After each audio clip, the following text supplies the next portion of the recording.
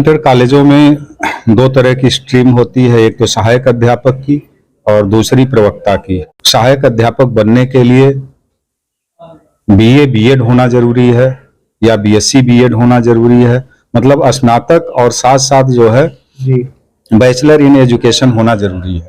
नमस्कार, आप देख रहे हैं पूर्वांचल संदेश। मैं हूं शिव कुमार चौधरी। आज का वीडियो छात्र छात्राओं के लिए काफी महत्वपूर्ण है, क्योंकि हम ऐसे खबर को लेकर आपके बीच में आ रहे हैं जहां से आपके बच्चों का भविष्य बन सकता है और आपके बच्चे नौकरी के क्षेत्र में आगे बढ़ सकते हैं। आज हमारे साथ बातचीत के लिए मौजूद है भटपुरा इंटर कॉलेज के प्रधानाचार्य विद्याधर वर्मा जी है। आज हम इनसे आपको बताएंगे और इनकी बात भी होगी आपसे कि इंटर कॉलेज में शिक्षक कैसे बना जाए, इसके लिए हमारे छात्र छात्राओं को कैसे पढ़ना चाहिए, क्या क्या तैयारी करना चाहिए और ये कैसे चयन होता है, इसी सब बिंदुओं को लेके आज हम हाजिर हैं। तो सर जी, आपका स्वागत है। आपसे पहला सवाल है कि शिक्षक बनने के लिए क्या क्या जरूरी होती है छात्र को? देखिए, इंटर कॉलेजों में दो तरह की स्ट्रीम होती है, एक तो सहायक अध्यापक की और दूसरी प्रवक्ता की। सहायक अध्यापक जो पढ़ाते हैं वो कक्षा 9 और 10 के छात्र छात्राओं को पढ़ाते हैं। इसके लिए जहाँ तक तैयारी और अनिवार्य योग्यता की बात है तो सहायक अध्यापक बनने के लिए बीए बीएड होना जरूरी है या बीएससी बीएड होना जरूरी है, मतलब स्नातक और साथ साथ जो है जी बैचलर इन एजुकेशन होना जरूरी है।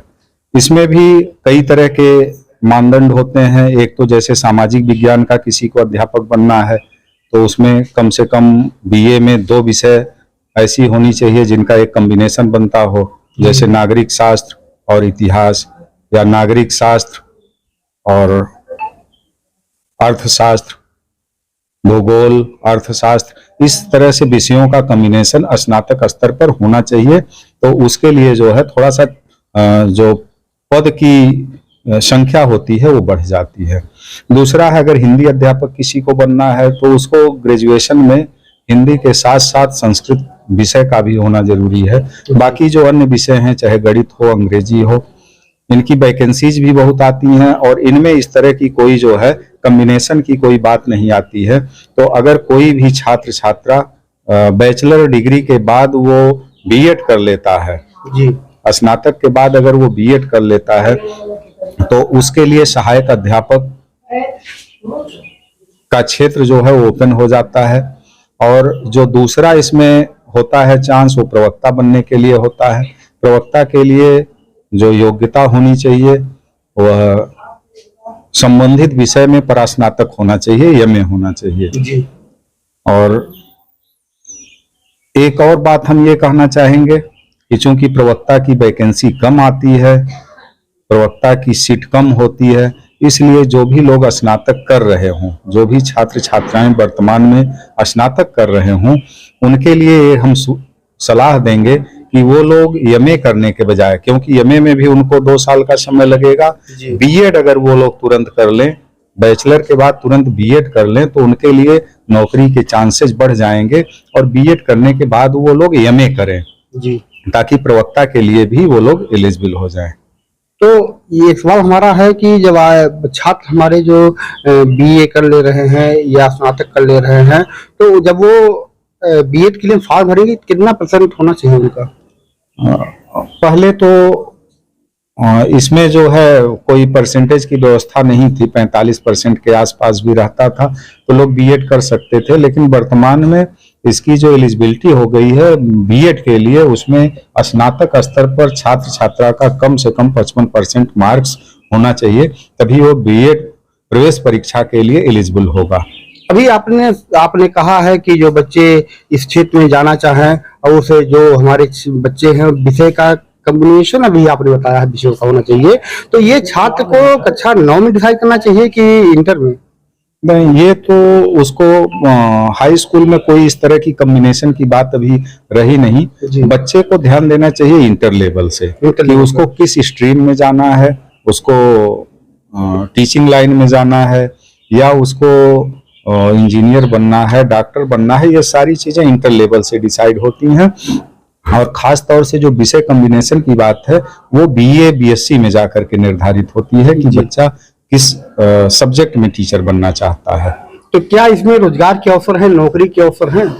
हाँ, नौकरी के अवसर तो पर्याप्त, एक अच्छा शिक्षक जो है वास्तव में देखा जाए तो परसेंटेज में अच्छे शिक्षक बहुत कम मिलते हैं। जी अच्छे शिक्षक का मतलब अच्छा अनुशासन, चूंकि अध्यापक ही जो है बच्चों के प्रेरणा स्रोत होते हैं, उनके लिए आदर्श होते हैं।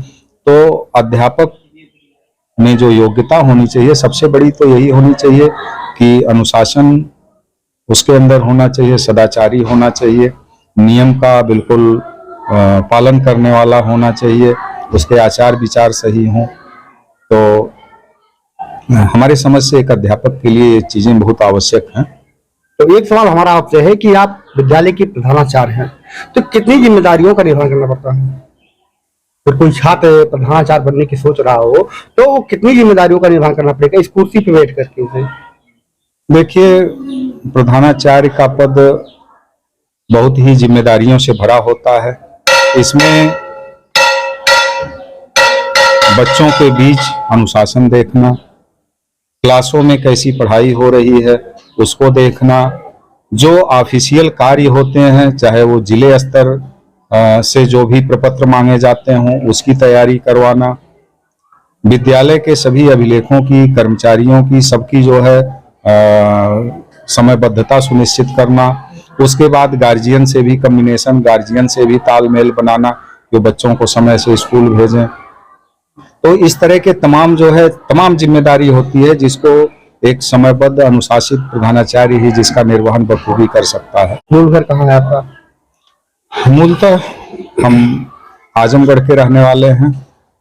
हमने जो है इंटर तक की शिक्षा जी ग्रामीण अंचल से हम भी संबंधित हैं, तो हमने ग्रामीण अंचल से ही इंटर तक की शिक्षा प्राप्त की है। उसके बाद ग्रेजुएशन के लिए इलाहाबाद यूनिवर्सिटी में हमने एडमिशन लिया जी और वहीं से हमारा ग्रेजुएशन, पोस्ट ग्रेजुएशन हुआ। इलाहाबाद यूनिवर्सिटी के पश्चात जो है बीएड करने के लिए हमने गोरखपुर यूनिवर्सिटी से हमने बीएड किया है। और आपको बता दें कि गोरखपुर यूनिवर्सिटी से बीएड में जो हमने एंट्रेंस एग्जाम दिया था उसमें यूनिवर्सिटी में हमारी जो है दूसरी रैंक थी प्रवेश परीक्षा में। तो आप एक गांव से जुड़े हुए थे, दूसरी रैंक थी, बड़ी अच्छी रैंक थी आपकी। तो ये तो हमारे मेहनत का और हमारे जो मार्गदर्शक थे जिनकी प्रेरणा लेकर के हम पढ़ते थे उन लोगों की बड़ी देन थी। इसमें सबसे ज्यादा जो है जो किसी को भी सफल होने के लिए आवश्यक है वो अच्छी संगत की जरूरत। के पश्चात हमने सिविल की तैयारी शुरू की जी और सिविल सेवा में जो वैकेंसीज आती थी उस समय जो है बड़ा ही सन 2001 के आसपास बड़ा ही व्यतिक्रम था।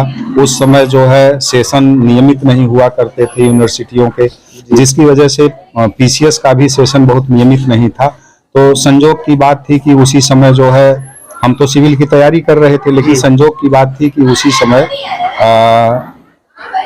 माध्यमिक शिक्षा सेवा चयन बोर्ड से लेक्चरर की वैकेंसी आ गई और संजोग की बात थी कि हमारा एग्जाम पीजी का हो चुका था और रिजल्ट आने वाला था। हम लोग प्रयास करके जल्दी से जल्दी रिजल्ट यूनिवर्सिटी से सिफारिश करके रिजल्ट निकलवाए और ये हमारा पहला आवेदन था लेक्चरर के लिए।